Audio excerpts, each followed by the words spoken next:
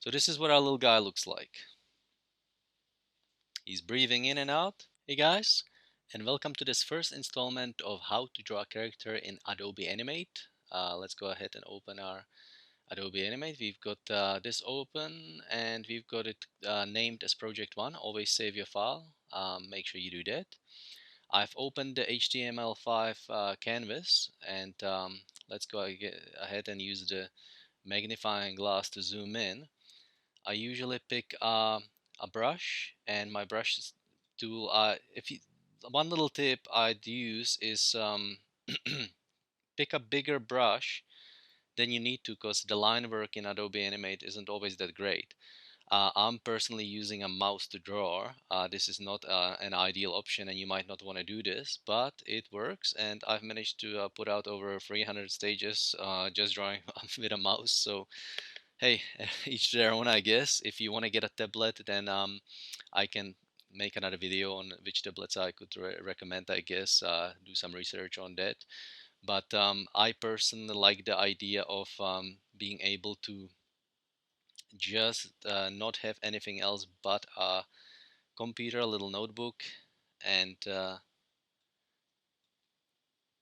and a mouse and another monitor. That's the only thing that I've got really that makes it easier for me. So let's go ahead and start. Let's do a little circle.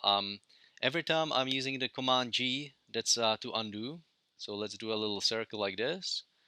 Then we change the color and fill it. Use the fill option to fill it. I like to just round my line work off. I use the smoothing tool. I click that several times. It usually smooths it out. And then I press Command G, and that's to group the object. The reason why I group is because now you've got this little object. I don't have to actually name it. I don't have to make a symbol out of it. But then I can go ahead and I can press Command G again. Now I can actually do another object on top of the object I've just drawn, and I can move it separately when needed. So let's color it in, fill it in. This is just using the line, so I'm able to fill it in. See, this is the filled in area now. And now if I want to, I can move this nose elsewhere, anywhere on the character.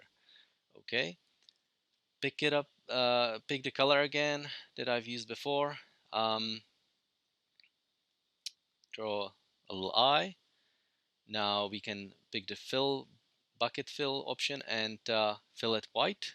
Okay, now I'll press Command G again. This is once again to group, and I'll draw a little pupil. Now, as you can see, now the pupil is anywhere. I can move it anywhere. It's separate in a group of its own. If I didn't do this, this is what would happen. I'll break it apart and I'll show you what would happen. Anytime I try and move it, it leaves a little space behind of where it used to sit. So Command G is just enables you to then have everything separately. I can put this little eye ball in separate, copy this, paste it. So now I've got two eyes. Now let's go ahead and do the eyebrows. We can pick up the color of black and press Command G again. Once again, I'm grouping and draw some eyebrows. Now let's use the smoothing option that usually smooths it out so it tapers off into a nice clean edge. And now I converted both of these into grouped objects, and now I'll break it apart so I can move them separately. You can always see in which group you're working. So ultimately, this is your scene where you've got all your, this is basically the character, this is the head. Inside of that, we've got some eyes, and inside of that, we've got some uh, different parts like the pupils, but we haven't named any of these yet. We can do so by going to modify, convert to symbol, and now we call it, say, eyes. Okay, now once we've got it named eyes, you can see up here it's named eyes. We can go inside of that, break that apart so it's no longer needed. It no longer needs to be a group. And now we can use the right click option and distribute to layers. Okay, now we've got everything on a separate layer. So we can press F5. What I'm doing is function F5, sorry. And all it is basically inserting keyframe. No, inserting. What is the F5? I just do it automatically now. Insert blank keyframe. I think it is. If you were to just go insert frames. Yes, it's just the insert frames. Sorry, I just wasn't. This is stuff I'm used to doing now automatically, so I don't actually know.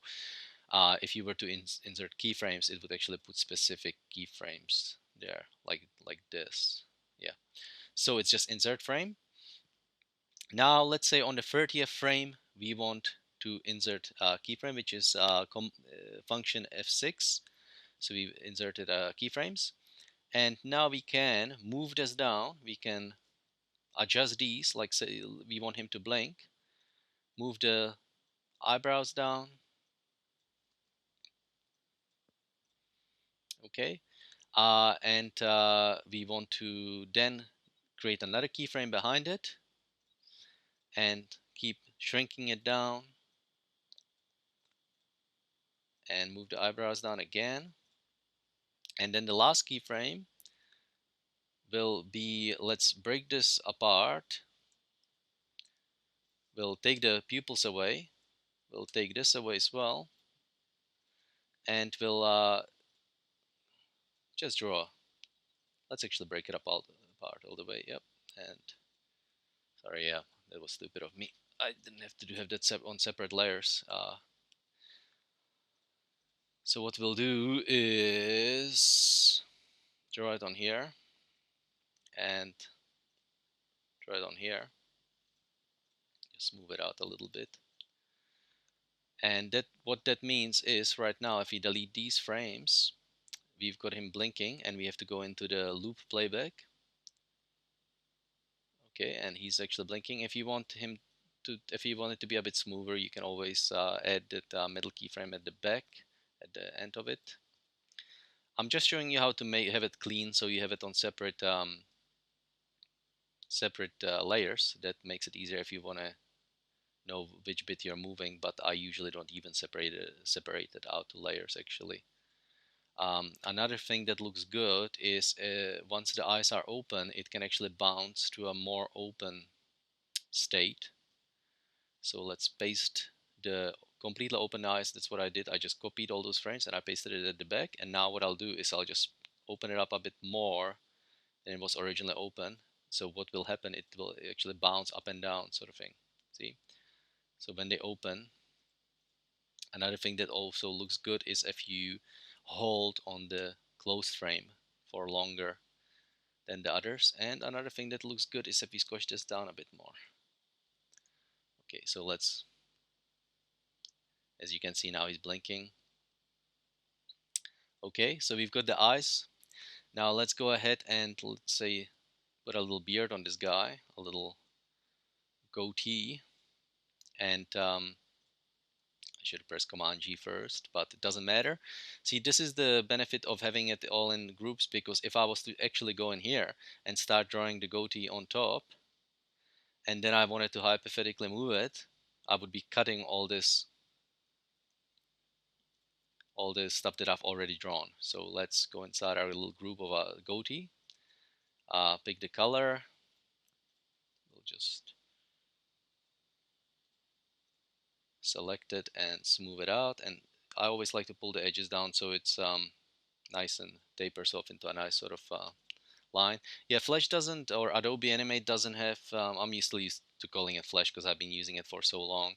It doesn't really do beautiful lines as such if you're using this brush mode and you're using a mouse specifically, but look, they look good enough and it's quick. So what I did here is, once again, I pressed Command G and I'm creating the ear.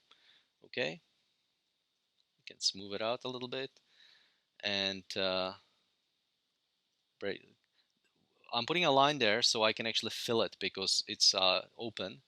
As you can see, this area you couldn't fill the color, so I need to close it off. I copied it and transform it and flip it to the other side, and now I'm moving it back behind the head. Okay, now I've also let's say this is our head done now. Let's say we want to add some a little bit of hair to the dude. Press Command G again and do some funny hair. It's a bit funny. Let's undo that and pick that color yet again. Now I like using these big brushes and working pretty close up, because what happens is if you're using the thinnest brush, as you can see, the lines look kind of like thick and thin, but not in a good way. They're kind of distorted when you're done with them. So let's move this behind the ear slightly. Grab it. Well, I'll make it smaller. This is another benefit. You can adjust it any way you wish. Copy it. Transform horizontal. Move it to the to the other side. Move this in the background, but in front of the ear. And let's do a little sort of Homer Simpson hair on his head, but we'll do a thicker version.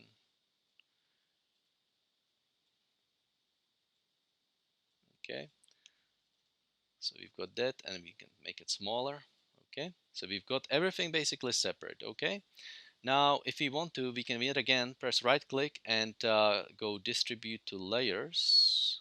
If I can see where that is. We can't distribute to layers because we're not in our object. So what we need to do is actually convert this to a symbol and call it head. Let's call it head. Okay, and once we've gone inside, we can now distribute to layers, because we were inside a group before. Okay, so now we've got them all distributed. Now what this means is every little body part, like including the nose and stuff, is on a separate layer. Let's put that in front. And this means now that I can move this little rotation point here, and that means when the nose rotates, it rotates on that point. I can make the rotation point there, and now what this means is, because all my little parts are on a separate layer, I can actually create the classic tween, add another keyframe, let's say at frame 30, and I can move all the little body parts up. Let's say just a bit like this. Okay, let's move it up. So in a way, like make it look like he's looking up. I can skew them a little bit. I can move all these bits like this, just so it turns a little bit. And I'll show you what it does. Let's take this first keyframe and paste it at frame 60. And see, it kind of looks a bit distorted right now, but so you did it a bit too much. But let's tone it down a little bit, and I'll show you what I mean.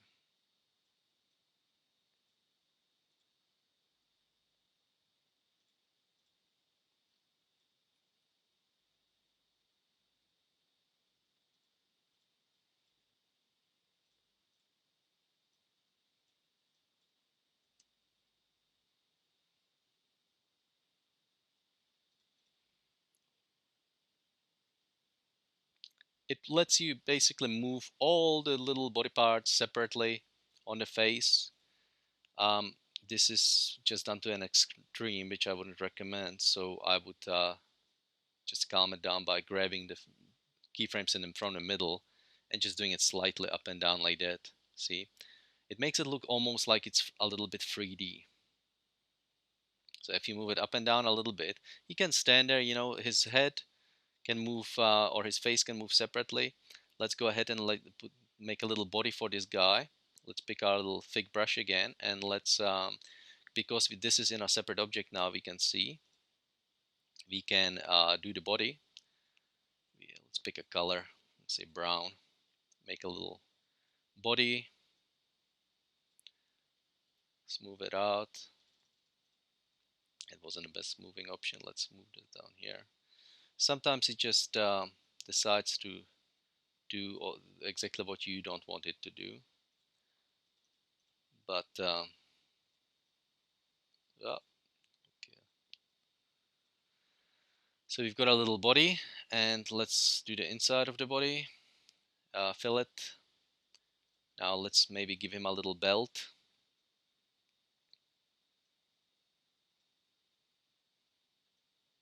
and the little buckle, and I'll actually darken the outside color and then lighten the belt and do that. I'll also maybe do a little color. I pressed Command G again because I wanted to draw this color, but I'm just thinking of how to do this. Let's make this color like that, and let's do the inside of the color. That might not even be visible, but we'll still do it.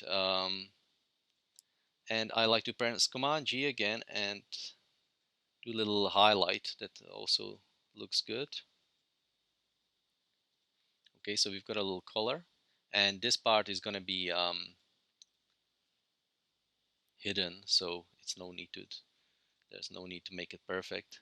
I'm trying to select, I didn't put this in a group by itself, the body, so I just selected it now, and I'll press Command G, and so I've got that in groups.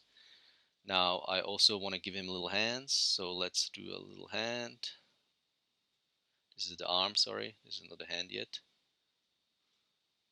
Taper it off a little bit, taper this off. Oops.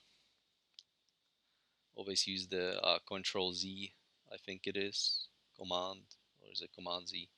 I'm still used to working on a PC from way back, so I say Control Z, but it's actually Command G. Command Z, sorry. I should really pay attention to what I'm saying as well, so I don't mislead you guys. Okay, so we're doing a little highlight. Command G again. Let's pick the color from here. Do a little hand like that. Fill it in with our, and now as you can see, the arm is separate from the hand. It just makes it easy if you want to go in and change it later. So let's call this, oh, I already named this something. Okay, let's call it, I'll break it apart and I'll call it arm. And I'll put the rotation point here so that he can move his arm a little bit. And let's put it behind the collar. This is why by moving the layer, sorry, I've got it in an object, so in a grouped object, sorry, and I'll stick that there. I'm moving, I think you can arrange the bring forward or bring back, and I'm using the, what is it? I think it's the Command arrow key. I'm just to let you know what it is that I'm doing. So I'm pressing the Command key and the arrow, the cursor keys up and down to shift it back and forth. Let's call this one color. Shift it one back again, and let's call this one body. Oh, I called it Cody, it doesn't matter. Close enough. And transform, flip it to the other side, and put it here. And let's say we want to give him little legs. I'm actually really not liking this bottom of the body. It's frustrating me. I need to just smooth it out a little bit, like so. And let's say we want to give him little legs, and we're drawing them in the background. Let's say the legs will be this color. Taper this off. Select this little leg of his and call it leg. And copy the leg and paste it again. So he has two legs. And now we use the little oval tool, and we're going to create a little shadow. But usually shadows are dark, so let's make it black. And we can call it converted symbol and call it shadow. You can call them, what I've been doing lately is this is just to keep it tidy. You want to call your body parts what they actually are. So you've got the head, you've got arms, collar, body, shadow, and legs. Now let's call this all man. Okay, so we've got a man. Now let's go to our scene one, and this is still inside a group, so let's break the group up. I'm using Command B. Be careful not to break your actual object, and you can see up here it says man. And now once I've got my man, I'll go inside and I'll once again select all the body parts, and I'll go distribute to layers. And now, as you can see, what's really cool about this is if we've named them the right body parts, it actually tells us what they are on each of the layers, which is very useful. Um, if you want to keep it clean, so you know what you're actually animating, this is a good way to do it. Otherwise, if you just convert them to symbols and just use symbol 1, symbol 2, symbol 3, you don't know what is what on which layer. So this is a better way to do it. So let's say we want him to just lift his head slightly so he's breathing. The color moves. See, this is where you can like increase the size so it looks like he's breathing by increasing the body slightly, moving and turning the arms, rotating them slightly. Okay, so we've done this. So this is the way he's moving. And remember, because the head's a separate movie clip, inside that, he's moving his head as well. So let's see what that looks like. This is untested. This is the first time I'm going to see what this looks like. And also we have to use the option, sorry, just so it exports it nicely. You want to center stage, scale to fit, include preloader, why not? And choose these option here. This is unimportant. This is just for me to test it and show you guys. So this is what our little guy looks like. He's breathing in and out. So I hope you guys enjoyed it. And if you want more of these, please let me know and I'll record some more. See you guys.